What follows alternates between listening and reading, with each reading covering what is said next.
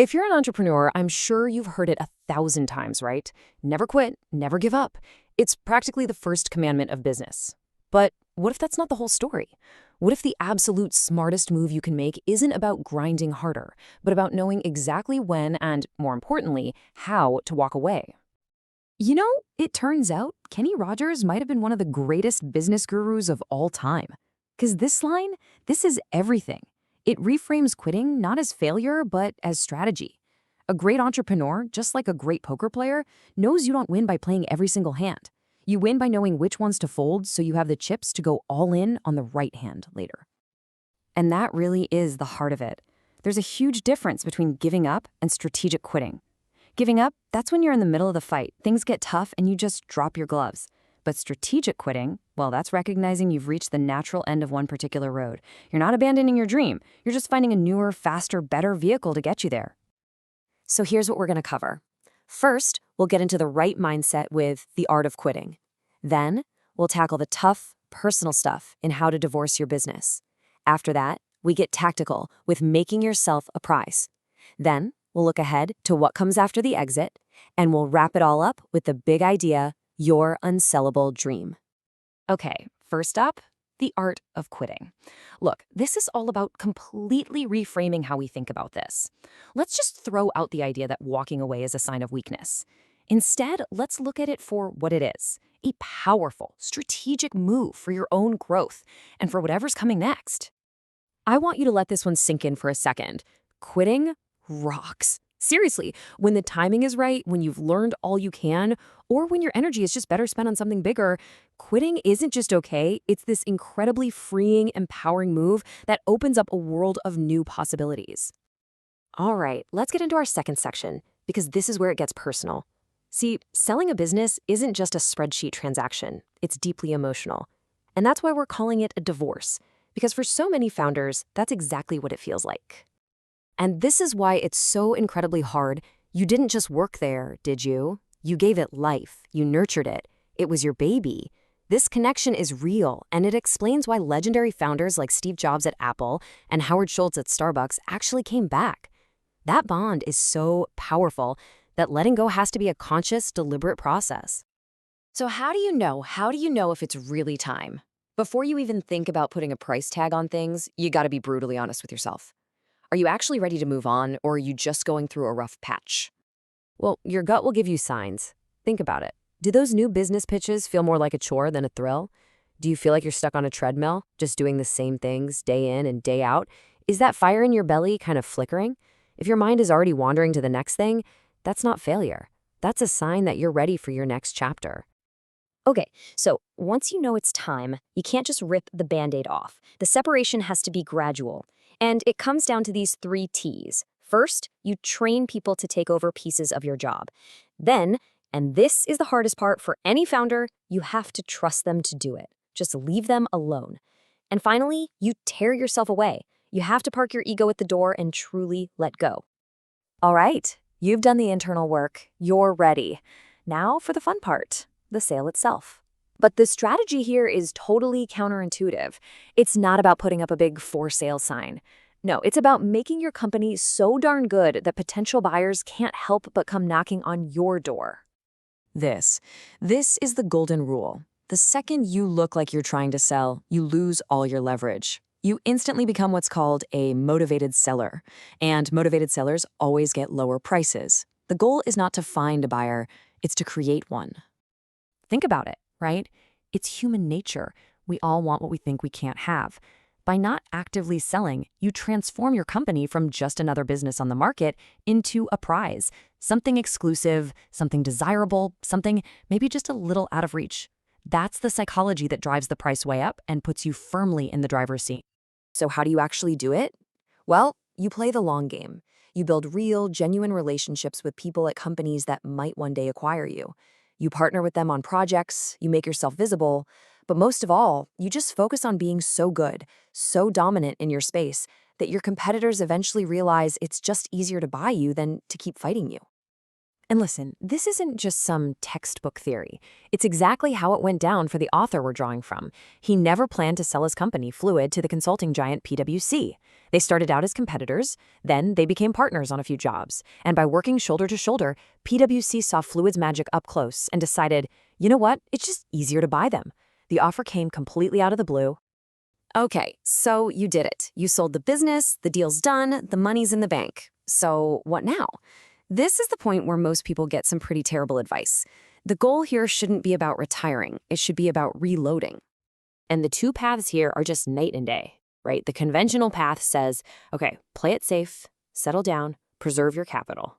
But the entrepreneur's path, that path says, hey, you just climbed a mountain. You now have more cash, more experience, and more connections than ever. This isn't the finish line. This is base camp for a much, much bigger mountain. So what does that actually look like? Well, look at this number, $3.2 billion. Any guesses? That's what Google paid for Nest Labs, the smart thermostat company. And the founder, a guy named Tony Fadell. This was his second act, after he'd already co-created the iPod and the iPhone at Apple. He could have retired a living legend, but he didn't. He swung bigger. Swinging big means finally unleashing your full ambition. It's tackling that project that's been nagging you from the back of your mind, the one that always felt too big or too expensive before. It's about going back to your core dream and asking, what is the absolute biggest, most ambitious version of this? Because now you have the resources and the wisdom to actually pull it off. And this all brings us to the final, and I think the most important idea of all. Because through this whole cycle, the building, the selling, the starting again, there's one thing that never changes. One thing that is never, ever for sale. This right here, this gets to the very soul of being an entrepreneur. A business is a thing. It's a legal entity. It can be bought and sold. But your dream, your purpose, your why, that's yours forever. An exit doesn't kill the dream. It just gives you a much bigger launchpad. And that's the best way to think about it. Your business is just the vehicle. It's the car that got you part of the way on your journey. Selling the car doesn't mean you give up on the destination. It just means you're ready for an upgrade. Maybe a faster car, maybe a private jet. Heck, maybe it's time to build a rocket ship. And that's the whole journey right there in a nutshell. Your purpose is the compass that always points north. Your dream is the destination. And your business? That's just one chapter in a much, much longer story. Selling your company isn't the end of the book. It's the plot twist that makes the next chapter so exciting. So as we wrap this up, I want to leave you with that question. An exit isn't an ending. It's just a transition. It's the moment you get to turn the page and start writing the next, most ambitious chapter of your life. So the only real question is, what's your story going to be? Welcome to the Deep Dive. This is where we take those accepted truths, those business mantras you hear everywhere, and really dig into whether they actually work for you. Yeah. And today we're wrestling with a big one, a phrase that's, plastered on motivational posters, preached in seminars, just baked into our culture. Never quit, never give up, always keep going. It's that ultimate advice for resilience, isn't it? Yeah. The absolute core of entrepreneurial grit. Totally. But look, if you've been around the block in business, you know life's just not that black and white. Right. What if we told you that sometimes actually quitting? Well, quitting isn't just okay. It's the smartest, maybe even the most profitable move you can make. Right. It's about maximizing value, setting yourself up for what's next. Exactly. Pivoting successfully. Okay, let's really unpack this. Let's get strategic. Yeah. And our wisdom today, maybe surprisingly, doesn't come from some Silicon Valley playbook about bootstrapping. It comes from country music. Kenny Rogers. Kenny Rogers, yeah. The gambler. And that simple, powerful line, you've got to know when to hold 'em, know when to fold 'em, know when to walk away, and know when to run. That's basically our mission for this deep dive. Mm-hmm. We're looking at the natural life cycle of a business, understanding that every single venture, doesn't matter if it's 6 months or 20 years, it has a kind of natural endpoint, at least for the founder. Right. So we're hunting for those signs, those personal and professional signals that tell you you've reached the end of your particular road with that company. And then the practical stuff. And the practical stuff, Yeah. How do you actually leave effectively? How do you sell it smartly, ideally to someone who's motivated to buy? Yeah. And maybe most importantly, how do you take that capital, that Yeah. experience, and use it to fuel the next big dream? Yeah, and I want to set the stakes right now because this isn't about giving up just because things get a bit tough. No. We're not saying fold because, Q3 sales dipped. This is about strategy. It's about common sense, making a deliberate, calculated choice to step away when the timing is right. Maybe for you personally, maybe because the business needs something different, or maybe, honestly, the money's just too good to ignore. We're drawing a really critical line here. Okay. It's the difference between giving up in a moment of weakness and making a mature, strategic decision to move on. Yeah. Okay, so let's start with this idea of a natural trajectory. Every single business has one, right? Regardless of how successful it ultimately becomes.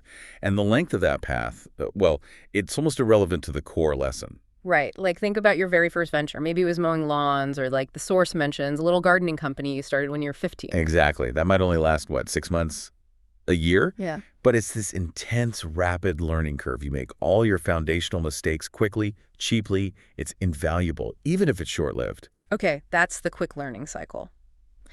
But then scale it up. At the other end, you might have, say, a marketing agency like Fluid, which we'll get into. You run it for 20 years. It grows. You've got maybe hundreds of employees, serious revenue. And then you decide, okay, I'm ready for that major life-changing payday.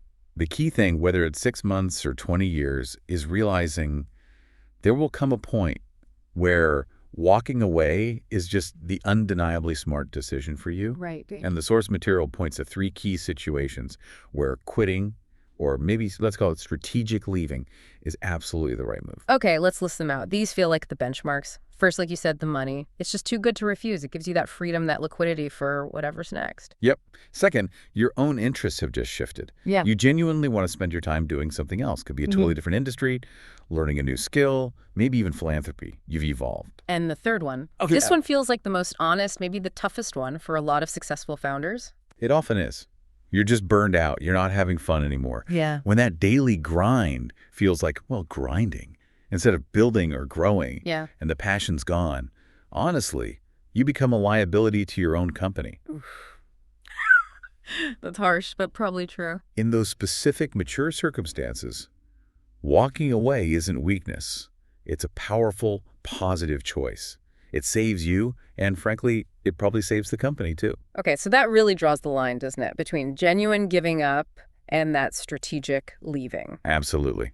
Giving up is folding your cards when the business is in the thick of it, maybe right at a critical moment, a tough competitive spot. You're abandoning the mission while it's still fighting. Mid-journey panic. Whereas leaving. Leaving is recognizing you've taken that mission as far as you logically can or should. You're acknowledging the end of your road with it. It's self-awareness. It's maturity. It's just common sense, really. And there's a test for this, isn't there? The dream test. Yeah, the dream test. It helps clarify things. Basically, if quitting means you're completely abandoning your core purpose, the reason you started in the first place. Right. If you're just throwing the dream away entirely, then it's the wrong time. You'll almost certainly regret it. Right. But if walking away actually lets you keep pursuing that dream, maybe in a new way, a better way. Like using the money or the network you built. Exactly. Yeah. Using the freed up capital, the connections, just the mental space to chase that same purpose but on a grander scale, then it's absolutely the right time. The dream isn't dead. It's just evolved. It needs a bigger stage. That idea, the evolving dream, that's often what triggers this thing we're calling the classic entrepreneurial midlife crisis. It really is. And often it doesn't start with you looking in the mirror. It starts with like an external shock. Yeah. And the source material has this really potent story about this from the host's own experience with their company, Fluid, and their life and business partner, Helen. Right. Fluid was, it was our baby, a successful creative agency in Hong Kong, about 10 years old at that point. We'd built it together, ground up. Because of shock. Oh, huge shock. When Helen, my partner, just announced one day she wanted to leave. My first reaction, honestly, was probably quite selfish. How can I run this thing without her? We built it together. It felt terrifying. But then you understood her why. Yeah, and that shifted everything. She'd started Fluid in her early 20s, graphic design, running an agency, professionally. That was all she'd ever known. And she'd just fallen out of love with it. The industry didn't excite her anymore. It wasn't challenging then. Exactly. Yeah. Her dream had taken a complete left turn. She wanted to become a kinesiologist. Which is? It's a type of natural, holistic therapy, really specialized training, focusing on physical, emotional, mental health balance. This wasn't just a whim. It meant years of full-time, intensive study. Wow. So real commitment. Total commitment. And her self-awareness was just striking. She realized the sooner she started down this completely new path, the better. She needed runway to retrain and build a whole new professional identity. That clarity, that kind of professional strength. Yeah. That was the catalyst for you, wasn't it? It absolutely was, because not long after Helen left, I had this dawning realization. I felt exactly the same way. The passion had faded. Yeah, that initial fire, Yeah. the excitement of winning a pitch, hiring the next great designer, it had just ebbed away. I started feeling like I was just stuck on a treadmill. Intellectually stagnant. Completely. Learning nothing new. It felt like I'd seen every possible client problem, every marketing solution, like 10 times over. And this is textbook evolving dream stuff, right? Yeah. Your interest wasn't in just running that specific agency anymore. Yeah. It was shifting towards Hong Kong's startup scene, which was really taking off then. Right. I wanted to invest, mentor founders, help businesses at that earlier, more strategic stage, not just manage one established agency day to day. So fluid, even though it was successful, it wasn't the right vehicle for your dream anymore. It felt constraining. Exactly. And that moment, that realization, that's what we mean by the end game. You look at the clock, you look at where your head's at, and you just know you're closer to the end of your time with this business than the beginning. That's the classic entrepreneur's midlife crisis. Right. You know you need to leave, but what's next? That uncertainty can be paralyzing. Oh, yeah. That fear of the unknown, it keeps so many founders stuck way longer than they should be. So, okay, let's say you made that tough call. You know it's time to leave. The actual process of separating, well, it's emotionally really difficult. Anyone who's been through it will tell you it just hurts to let go. We use that analogy, the business is your baby, and it really holds up, doesn't it? Because of the sheer investment. Totally. You birthed it, you nurtured it through tough times, maybe recessions. You watched it grow from just an idea into this living, breathing thing. It took practically all your waking hours, sleepless nights worrying about payroll. Weekends sacrificed for deadlines. Exactly. And every setback, every failure felt intensely personal, like you'd let your own child down somehow. And that deep emotional bond is precisely why founders struggle so much to stay away. It's hard watching someone else raise your kid, right? Yeah. Especially if they do things differently. Yeah, look at the famous examples. Steve Jobs coming back to Apple because he felt they'd lost their soul. Howard Schultz at Starbucks, not once, but twice he came back when he thought the culture or the experience was slipping. Jack Dorsey back at Twitter. And even more recently, you hear reports about Larry Page and Sergey Brin getting more involved again at Alphabet after ChatGPT launched. That visceral reaction to a perceived threat to their legacy, pulling them back in. Right, even after they technically stepped back, it just shows how hard it is to truly accept this isn't mine anymore. So to divorce, well, to make a clean break, you have to be brutally honest with yourself about the internal signals. Are you really ready to let go? Not just thinking about it, but feeling it. The sources are pretty specific about these signs, the dwindling passion signals, like your mind is just constantly drifting elsewhere. Other ideas, other industries, other problems you want to solve. Right, the focus, the obsession that you need for the current business, Yeah. it's just not there. There's a practical test mentioned too, the pitch test. Ah, yeah, the pitch test. New business pitches, which used to be these exciting battles you loved winning, they now just feel like a chore. Yeah, you find yourself dreading putting together that list of 50 prospects. Or the mental energy needed to stay cutting edge in your current market just feels exhausting. You feel that fire flickering low. Yeah. Your effort drops from like a 10 out of 10 down to maybe a 7. And subconsciously, your body, your brain, they're kind of screaming for something different. Maybe it's low-level stress you can't shake, or just boredom, Right. or this feeling of drifting professionally, even if the numbers look good. It takes guts to admit it, but when you feel that deep mental and physical call for change, you have to acknowledge it. You're in the end game for this chapter. And here's a critical warning. Guard against external pressure. This is a huge pitfall. Huge. Don't let anyone, investors, advisors, even family, talk you into leaving before you're truly emotionally ready. You hear that siren song, right? Sell now, the market's hot, or bring in a professional CEO, take it easy, keep the equity. But if you're still deeply invested emotionally, If you still love tinkering with the product or you're deeply attached to that big client relationship, regret is almost guaranteed. You might even try to reverse the decision later. Yeah, you can't get divorced successfully if you're still in love with the marriage, basically. You have to be ready to hand over control. Hashtag B. The phased exit strategy. Tapering off. Okay, so assuming you are ready, Uh-huh. emotionally, strategically, Yeah. then we get to the how, the execution.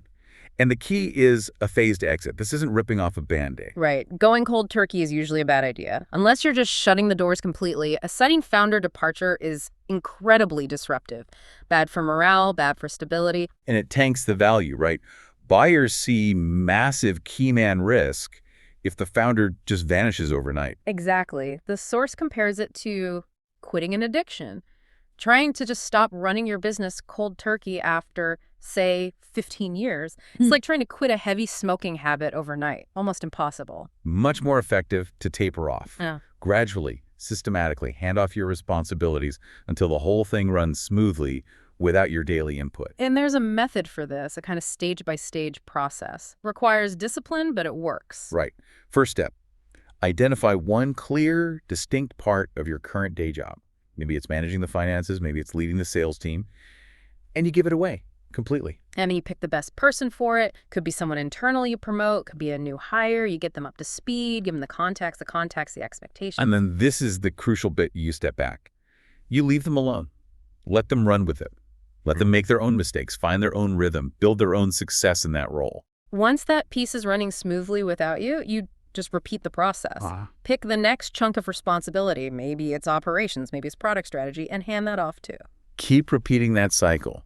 Delegate, train, step back. Delegate, train, step back. And the ultimate goal? The end goal is to become basically just a figurehead, someone who might show up for a big PR event or sit on the board for major strategic decisions, but you are absolutely not relied upon for the day-to-day running of the ship or even the quarterly execution. Right. At that point, you're effectively divorced from the operations.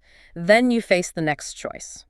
Do you cut ties completely, sell your remaining stake? Or do you keep some connection? Maybe stay on the board, maybe act as an ambassador for the brand.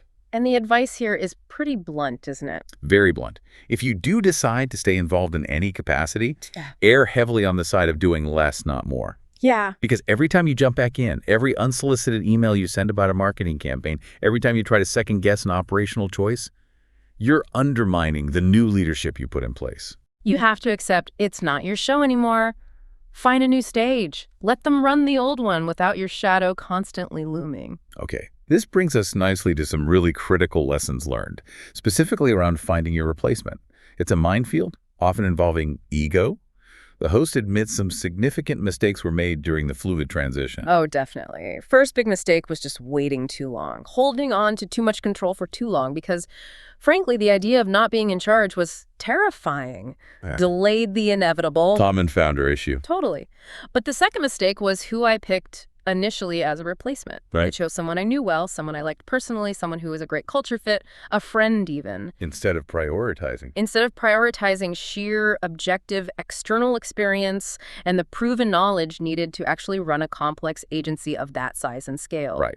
Loyalty and culture fit are vital, but they can't substitute for executive competence, especially during a handover. Exactly. And the consequence was I stuck with that person probably longer than I should have, even as evidence mounted that the business wasn't really thriving operationally under their leadership. Until circumstances forced to change. Yeah, eventually that person had to leave Hong Kong for personal reasons, which kind of forced my hand to do it right the second time. And the second time, the brief was different. Ruthlessly different, utterly clear. We needed a top professional. We specifically looked for someone already in a senior management role at another major agency, but, and this was key, someone who didn't have an ownership stake where they were. Ah, so you're offering them something they couldn't get at their current, maybe bigger firm equity. Ownership. Precisely. We weren't just looking for someone to fill my shoes. We needed someone who could do the job better than I could at that stage. Someone with the skills to take Fluid to the next level of maturity, scale, professionalism. Things I realized I wasn't equipped for anymore. And that process led to a pretty humbling moment, right? The ego check. Oh yeah, the ultimate ego check. We met and seriously vetted about 8 highly qualified candidates, and the realization hit me like a ton of bricks. any single one of these people would do a significantly better job running Fluid right now than I could. Wow, that's clarifying. Humbling, but incredibly necessary. Painful, but freeing in a way. And that experience really hammers home the final crucial lesson of separation. You have got to leave your ego at the door. Absolutely. Look, ego is vital when you're starting out. You need that almost irrational self-belief to take the leap, to win those first clients, to survive the early days when everything's against you. You have to believe you're great or you'd never start. Exactly. But that same ego, the one that whispers, only I know how to handle this client, or only I should approve the final creative, that ego becomes toxic in a mature business. It stops you from stepping aside for someone who is objectively better equipped to scale it, or professionalize it, or eventually sell it. So the blueprint for stepping back boils down to The 3 T's, as the source calls them. Train people well. Trust the people you've trained, implicitly. And then the hardest part, tear yourself away. Completely. Let's focus on that tear part, though. Training and trusting. Okay, people get that conceptually, but how do you practically tear yourself away? Do you, literally remove your email access? Stop going to meetings? Great practical question. Yeah, it often requires intentionally cutting off your own access points for interference.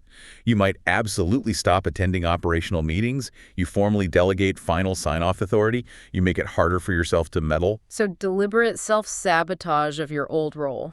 Pretty much. You maintain that figurehead role, perhaps, admire the view from a distance, but you have to resist, actively resist, that urge to jump back into the driver's seat for execution details. And that bruised ego, that moment of realizing someone else is better suited.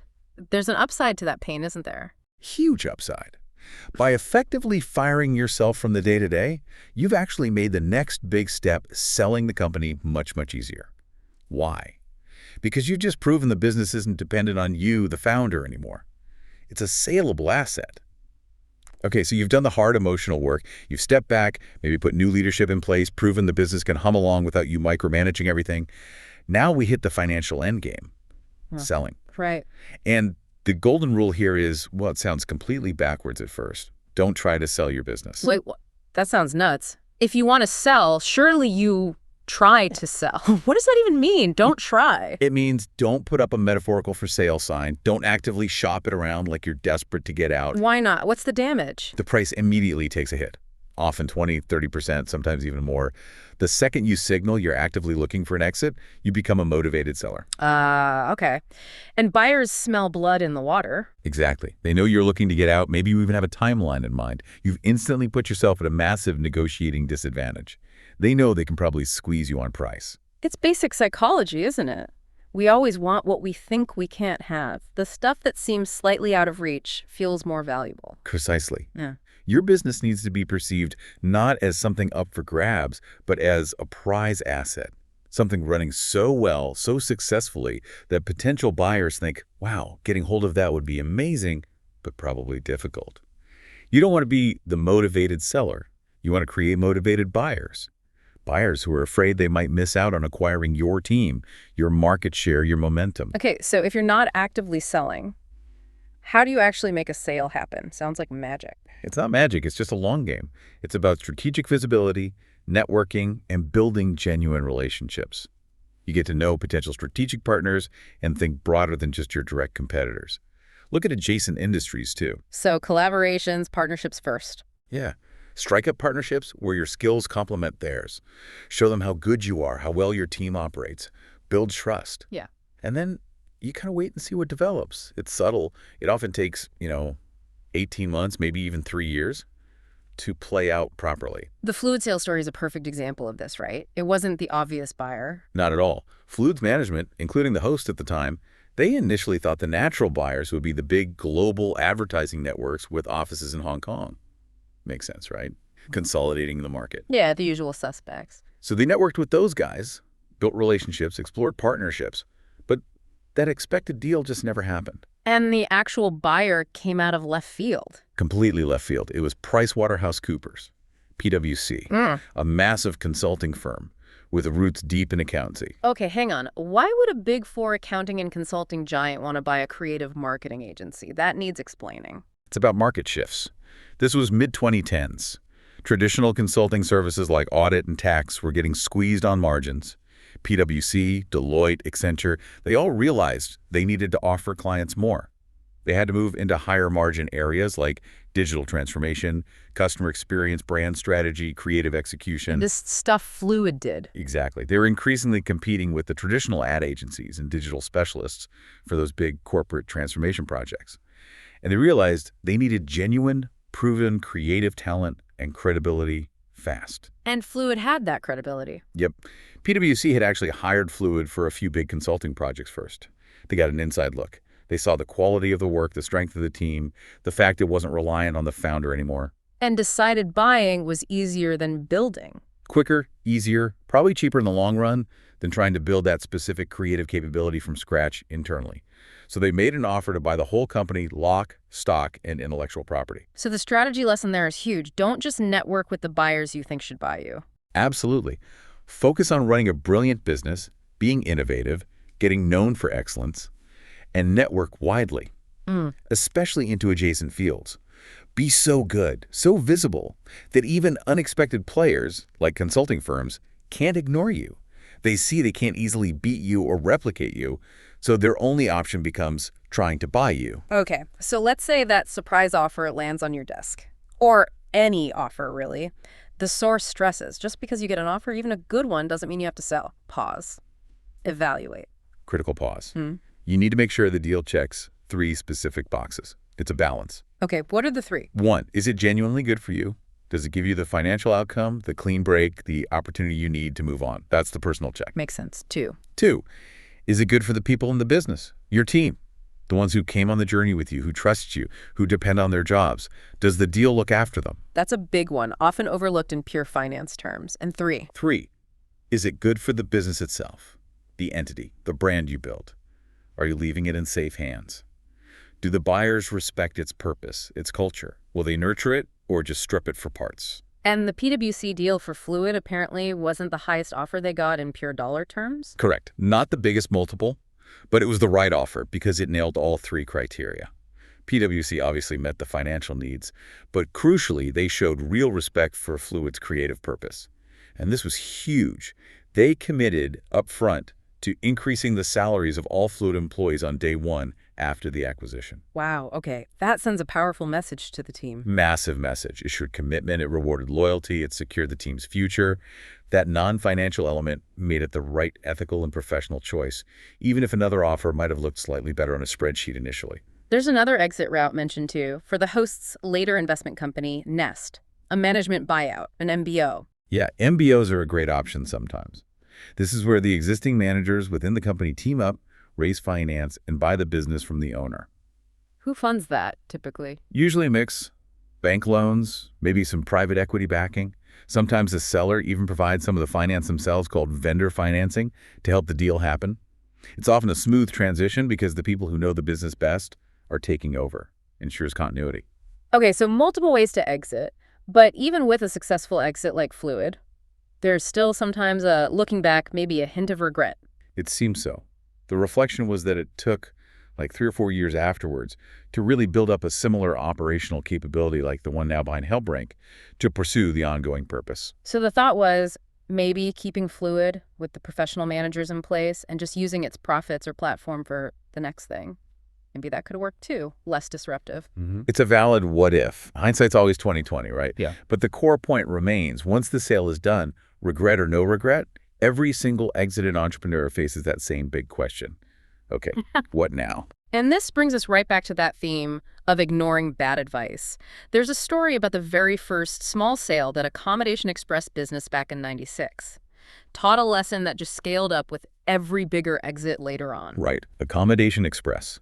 Like a pre-internetbooking.com, using faxes and printed lists to shift hotel bookings around. Tiny, innovative for its time. Sold for a small amount, not life-changing, but enough to get noticed. And that's when it starts, doesn't it? The second an entrepreneur banks any money from selling something, suddenly everyone's an expert on what you should do next. Oh yeah, the queue forms instantly, especially the finance industry folks. That siren call kicks in. Put it in property, invest passively in index funds, generate safe, fixed income, or if the amount's bigger, retire. Put your feet up, you've earned it. And the advice here is just blunt. Extremely blunt. If you're a driven person, don't listen to any of that. Don't let investment advisors or just general social expectations about what successful people do dictate your next chapter. And especially ignore the early retirement push if you still feel you have something to offer. Absolutely. The core belief presented is that retirement, in a traditional stop working completely sense, is often for people who genuinely disliked what they did for a living, or maybe feel they have nothing left to learn or contribute. But if you're an entrepreneur at heart, You cannot accept the narrative that your best work, your most important contributions, are automatically behind you just because you sold a business. That idea is just fundamentally crippling. It kills ambition. there's a great example used here, Tony Fadell. Yeah, Tony Fadell. Yeah. Known as the father of the iPod, key player in the original iPhone. Yeah. I mean, after that kind of success at Apple, most people would cash out, buy an island, done. Right. Permanent vacation. But what did he do? He left Apple, started Nest Labs, smart thermostats, home tech, built that up, and sold it to Google for over $3 billion just 4 years later. Wow. So his biggest financial win came after Apple. Exactly. It's proof. The best is almost always still to come if you have that drive. #B, investing in yourself and expanding perspective. Okay, but that doesn't mean you leap instantly into the next massive thing, right? There's a need to decompress first. Oh, definitely. Be easy on yourself initially. Take some time off. You need to shake off that intense tunnel vision you get from running a business flat out for years. Enjoy it. Yeah. But recognize that if you are that driven type, you're probably going to get bored pretty quickly. Golf, the beach, endless leisure, it loses its shine when there's no challenge attached. So recharge, yes, but then refocus. So for a younger entrepreneur, maybe someone who sold their first or second business, has some capital, but isn't thinking retire forever, what's the advice? It's simple, really. Invest in yourself. Use that capital to swing big. Go after the project that felt too expensive before, too technically complex, too ambitious when you were bootstrapping and counting every penny. What does that look like practically? Investing in yourself? Could be funding a high-risk R&D project you believe in, something a conservative board would never approve. Wow. Could be taking 18 months off to do that executive MBA you always dreamed of. Or it could just be going back to that core purpose, that dream, and asking, okay, with these resources now, what's the absolute biggest, most ambitious version of this dream I can possibly chase? And perspective is huge here, too. Yeah. The source really emphasizes using some of that time and money to travel if you haven't already. The host mentions going to Hong Kong at 23. How utterly life-changing that was. Yeah. Seeing a completely different way of life, different ways of doing business, it shatters your assumptions. I realized the world I grew up in was just one small bubble. You see the sheer scale of the global market. You realize your previous success, while great, was maybe just a stepping stone. It helps you think much, much bigger, shakes off that parochial view. #C. Leveraging success for a bigger purpose. Okay, now shift gears. What about the established entrepreneur? Someone who's sold for genuinely life-changing money. The temptation to just stop must be immense. It's obviously much stronger. The financial pressure is gone. But the argument is that underlying dream, that purpose that drove you in the first place, it hasn't just vanished. Right. If you had the drive to build something significant once, you're probably not the type to just be content playing bridge for the next 30 years. You feel you still have a contribution to make. So in that phase, what are the options? The source suggests 3 main paths. 1, just start another business completely from scratch. Back to square one, but with capital and experience this time. 2, shift roles. Become an investor, a mentor, an advisor. Use your expertise and capital to help other entrepreneurs succeed. Monetize your knowledge. Or 3, 3, pursue that original purpose, but maybe through a different vehicle. A nonprofit, a social impact venture, something that you can now fund yourself, giving you total control over the mission without needing to worry about quarterly returns. This often comes after figuring out what that core motivation really was all along, right? Like the host realizing the thread through Fluid, helping businesses for fees, and Nest, helping businesses for equity. Exactly. The constant factor was helping businesses. So the realization dawns, okay, I've made the money. Now, how can I use these resources to keep doing the thing I love, helping entrepreneurs, but maybe for free? Removing the profit motive entirely, which became the foundation for HelpLink. Precisely. It's the persistence of the dream. You can sell your company, get the cash, but nobody can buy your underlying purpose off you. Having the money just allows that dream to get bigger, more ambitious. What started as maybe helping one client can now become a global campaign funded by you. Right. Which ties into that whole hashtag give without take philosophy behind HelpRank. Explain that a bit more. It's the idea that maybe the ultimate form of success, particularly in the second half of a career, is leveraging everything you've gained, your money, your network, your experience, to fundamentally help others achieve their goals without expecting anything transactional back. No fees, no equity stakes, just pure, purposeful support and mentorship because you can. And that philosophy for the host is deeply personal, isn't it? Rooted in past experience. Very much so. It comes back to that memory of being homeless at 15, desperately needing help, and having absolutely nowhere to turn. That experience fuels the drive now to build something where anyone can just, click a button online and get meaningful professional business help for free, powered by this community of others who buy into that same giving philosophy. Hashtag D. The ambitious dream as the antidote. So even now, turning 50, decades of experience, multiple exits, the feeling is still only halfway done with that HelpRank mission. That's some serious long-term motivation. That's what an ambitious dream does. It acts as the ultimate antidote to complacency, to cynicism, to burnout. Guess so. Because it's an aspiration that's so big, so distant, maybe even seemingly impossible, that you have to keep going. You have to keep learning, keep innovating, keep finding new ways to unlock the next stage. It fights off that feeling that the world's too complex, too broken to even try to change anything. The mission itself propels you forward. Exactly. And by design, a mission like HelpRank's is so large, making free help the norm, that it probably won't be finished in one lifetime. It only stops when the idea itself catches on, when others pick it up and run with it. So you just have to keep finding ways to be useful to push it forward. And this all circles back, doesn't it? Back to those fundamental questions we should ask ourselves early on. Right back to the beginning. What do I actually enjoy doing? What's my real purpose here? What does success genuinely look like for me, not for anyone else? The answers might evolve over time. They definitely evolve. But grappling with those questions early, putting that deep sense of internal meaning at the core of what you do, it makes all these tough decisions, when to leave, when to sell, how to start again, so much clearer. Because while everything external changes the market, the tech, the economy, those internal fundamentals, your why, they tend to remain pretty constant. And the alternative is spending your life reacting, living according to other people's expectations, changing jobs just because a recruiter calls, climbing some corporate ladder defined by someone else's idea of success, avoiding risk because failure feels scarier than never truly trying. So the ultimate power we've really been talking about today, it's the clarity to just shed all that external noise and choose to live life on your own terms. Exactly. We haven't just talked about the mechanics of selling a business. We've talked about how to make sure that big strategic decision actually serves your own higher evolving purpose. You'd be amazed how clearly you see the path forward when you stop trying to impress people who don't matter or live up to some standard corporate template of what a successful life should look like. Set your own goals. Be your own judge. Pursue a dream, a purpose that is fundamentally unsellable. If you hold on to those things, that's the best investment you'll ever make. That internal compass, that clarity, it lets you push through so much more pain, overcome so much more adversity, because deep down, you know you're heading in the right direction, chasing what truly matters to you. So maybe here's a final thought for you to chew on after this deep dive, something to take away.